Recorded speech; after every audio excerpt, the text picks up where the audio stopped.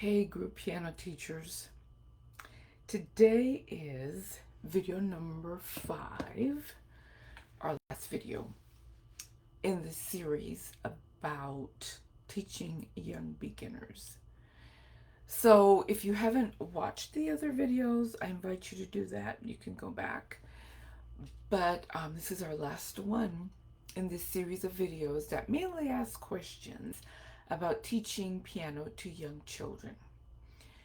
And I want to talk today about something that affects both teachers of young beginners and teachers of older students. Because what happens or does not happen with your 4, 5, and 6 year olds has everything to do with the health of your entire studio. When there is no clear structure for teaching young beginners, the lessons can be chaotic. And I don't just mean noisy or wiggly, I mean chaotic in a deeper way.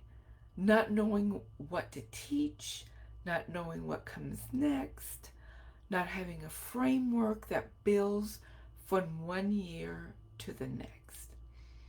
And that chaos does not stay contained to the young beginners class. It ripples forward, especially if you are on the fence about taking on students this young.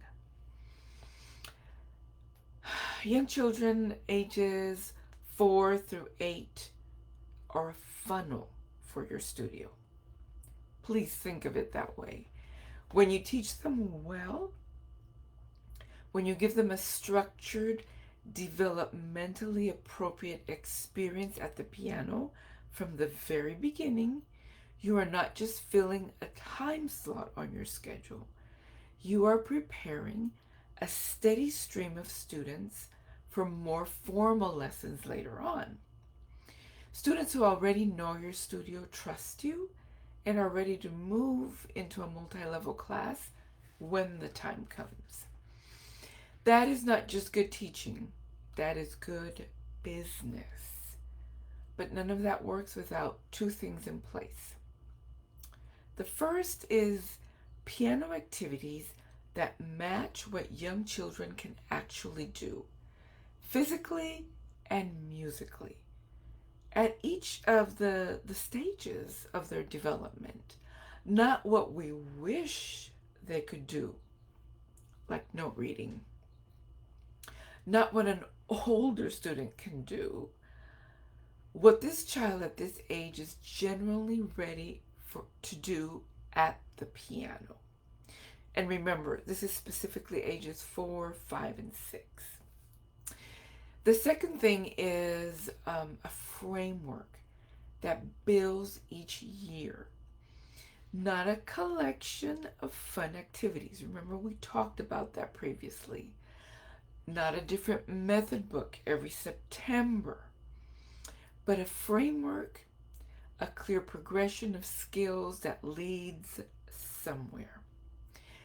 A progression that prepares students not just for next week's lesson or for the next recital, but for everything that comes after, for note reading, for ensemble playing, for the multi-level group piano class that becomes the foundation of a sustainable, profitable studio. When those two things are in place, the young beginners class stops feeling like crowd management and starts feeling like real piano teaching. Students move forward, families will stay, and as those children grow older and their skills develop, they're not going to leave your studio. They go deeper into it. I have seen this happen in my own studio over decades of teaching. The teachers that I work with, and I don't mean in my studio, but in Piano Pyramid, those that have the most stable, thriving studios are almost always the ones who invested early in their youngest students with intention, with structure, and with a framework that carries those students forward year after year.